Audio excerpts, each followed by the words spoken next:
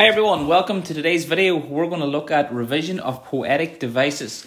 Now, as we move through the slides, it's important that you take out your copy and at the end of each slide, hit pause and write down what is in front of you, just for your own notes, and it's a good way of going over what we've learned. Okay, so the first device we're going to look at today is a simile. So a simile is comparing two unalike things using like or as. It is used to create a picture in our mind. So we use similes in everyday life.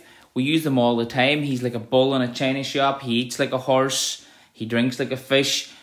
All these things are used regularly. So in poetry, poets use similes in order to create a picture, to use imagery, to create a picture clearer in our minds. Okay, so we're going to look at some examples. She is as good as gold. Okay, so it's describing a girl as gold. So it's very unalike. They have to be unalike, but we all know what gold is, and gold is really valuable. Lionel Messi is like a wizard. Okay, instead of saying he's just a really good football player, he is like a wizard. He casts spells on defenders. He uses his wand, which is his left foot. Okay, so all of these things are similes. Okay, that boy eats like a horse. It's another one. So you're comparing a boy to a horse, so they're unalike, but you're trying to show that he eats a lot, and that he eats really messily. Okay, he eats like a pig. Okay, so you're trying to create this image of a boy and a horse. Okay, from Rihanna's song "Shine Bright Like a Diamond." Okay, so bright like a diamond. We all know that diamonds sparkle, so we're creating that image of a light so bright it's like a diamond.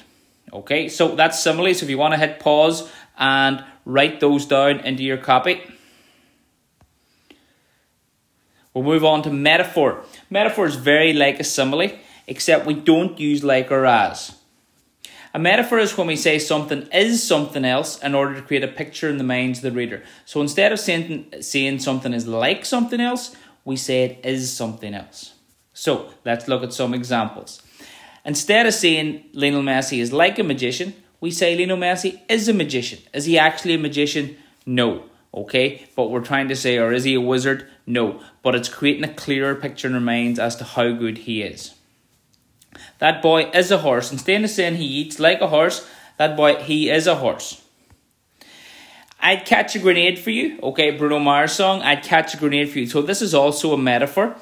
So what Bruno Mars is actually saying in the song is that he would do anything for the woman he loves. Okay, and he doesn't mean literally catching a grenade. We discussed this, the literal metaphorical. So he's not going to literally catch a grenade, but he means that that's what he's willing to do for her, that he loves her that much that he would catch a grenade. So it's a metaphor to show just how much he loves her.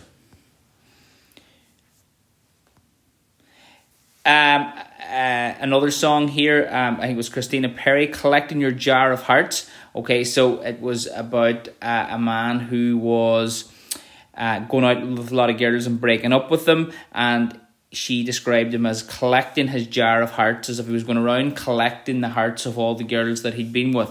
So in this case, you can see the metaphor. So literally, if you took someone's heart out, they would die. So what he's doing there is upsetting them by breaking up with them. So collecting your jar of hearts is a good metaphor there for that. Okay, so again, hit pause and take down those examples. Personification, okay, used quite a lot in poetry, and you should be able to try and spot personification when you see it, or highlight personification used in the poems you have studied. And it is giving lifelike qualities to inanimate objects in order to bring them to life. So examples of that: the tree waved as I walked by. So the tree was just, the wind would have brushed it side to side, but if we say the tree waved, we're trying to say that the tree has human-like qualities. We're trying to bring the tree to life. The tears dripped down the window's face. Okay, so we're saying if the ball, say someone hit the window with a ball and you saw the tears drip down his face, as if the window could feel pain. Okay, so the window is upset, the tears come down, when in fact, literally, it is the rain hits the window and it streams down the window. Mother Earth looks down on us. Very often Earth is personified into Mother Earth as if she's looking after the world. Mother Earth, she's personified as this person who looks after in terms of climate change and who wants to see the best for nature. So Mother Earth is a personification of that idea. So giving a car a name, okay, you have different people give cars names, or even calling a car a she or a her, okay, gives it a sense that the car is a living thing. You've also had films like Herbie, where a car does come to life, okay. So when you give a car a name, it's an example of personification. So bringing things to life that aren't alive. So again, hit pause and take down that into your copy. Okay, onomatopoeia. So onomatopoeia is when a word sounds like it is spelled when said out loud. Okay, so examples, the squelch and slap of soggy peat. So the squelch and slap there, you can hear the sound that they make. The buzzsaw snarled and rattled. Okay, again, you can hear the sound. And from Rice Krispies, snap, crackle, and pop. So they sound exactly as they're spelled. So in poetry, you have to try and find examples of onomatopoeia. So when you're asked about why you like the poem, you can say you like the use of onomatopoeia. Okay, again, hit pause and take down those in your copy. Assonance. Okay, we're moving on to, I suppose, onomatopoeia was the beginning of sounds. This is also to do with sounds and pace of a poem. Okay, this is the repetition of vowel letters in a sentence. So the A, E, I, O, and U. This is used to slow down the pace of a poem, which can create a feeling of sadness. So in this, before we discuss assonance alliteration, it's important to think about the way you speak when you feel in a different type of mood. So if you're feeling quite sad, or and you go and talk to someone, you'll talk in quite a low tone. You'll talk slowly. Okay, whereas if you're really happy and you've just found out some really exciting news, you'll talk with an upbeat tone and you'll talk really fast. Think about it, if there was a fight in school and you were running in to tell your friends, how would you tell them? Would you talk slow or would you talk fast? And of course you would talk fast because you want to tell them as quick as possible what happened.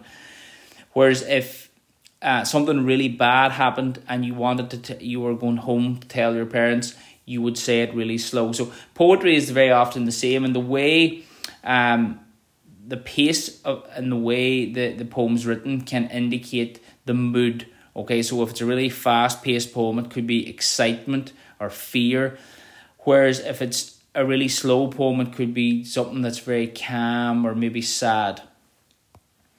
Okay, examples. Counting bells, nailing classes to a close. From Seamus Heaney's Midterm Break.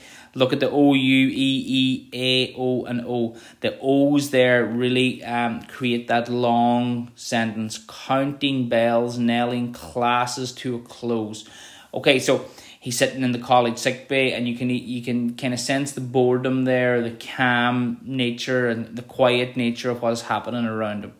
And another one from Midterm Break. Snowdrops and candles soothe the bedside. Okay, the double O there in soothe is very important, and it creates a feeling of calm. It creates a real calm atmosphere within the poem.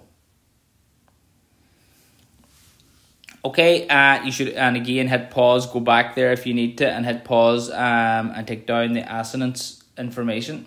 Okay, so the opposite of assonance is alliteration. So this is the repetition of consonant letters, and it has the exact opposite effect of assonance. Where assonance is used to slow down a sentence, alliteration is used to speed it up.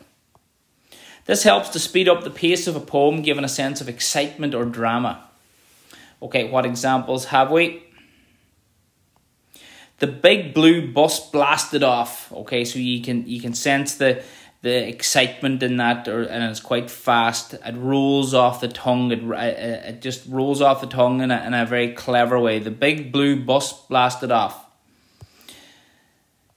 And this is from a headline a number of years ago where Peter Crouch, who was playing for Stoke at the time, came on and scored an injury time equaliser. And the headline the next day was, Peter the Potter picks up a point. A Potter is someone who plays for Stoke. So, and picks up a point, and it's a play on the pick up a penguin ad, which is also used as alliteration. So Peter the Potter picks up a point. That alliterative way that it is expressed there creates excitement and it's very fast and it rolls off the tongue again. So again, press pause and take down the information that's needed. Hyperbole, okay. Hyperbole is exaggeration to prove a point. Now, we all use exaggeration in everyday life. It doesn't always mean that, or we mean exactly what we say. So, I'm sure you've all heard this. I have a million things to do. If someone says they have a million things to do, they don't literally have a million things to do. It's a bit like within the metaphor, that you're saying something to basically create a picture to prove your point. You're basically saying you have a lot of stuff to do and you want to get across just how much you have to do. So you say, I have a million things to do.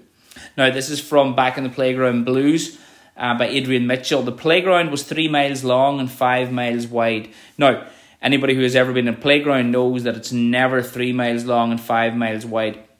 The purpose of the exaggeration here is to show how big the playground felt to the child who felt so small. So it wasn't really 3 miles long and 5 miles wide. It was exaggerated to prove a point, to show that it was huge in the eyes of the poet or the speaker within the poem. He's the worst player in the world. Now, you probably heard that coming off the pitch a few times now. No matter how bad someone is, I'm pretty sure there's probably a worse player in the world than them. So when someone says he's the worst player in the world, what he's really saying is he was pretty bad today, or he's not great. But we use these types of exaggeration in order to make our point more forcefully. Okay, so hyperbole is used by poets sometimes to make your point and to create that picture of what they're trying to say. Theme. Okay, the theme of a song or a poem is what it is about. Examples of themes are love, death, bullying, nature, war. Okay, so there are lots of different themes in different poems and songs. Okay, so when you read a poem, the first thing you do is decide what is the theme of the poem. What is the poem about? So is it about war? Is it about death? Is it about love? Is it about bullying? Is it about nature? Okay, so again, hit pause and take down what you need. And that brings us to the end of the video. Please hit like and subscribe for more videos, and go to endasenglishnotescom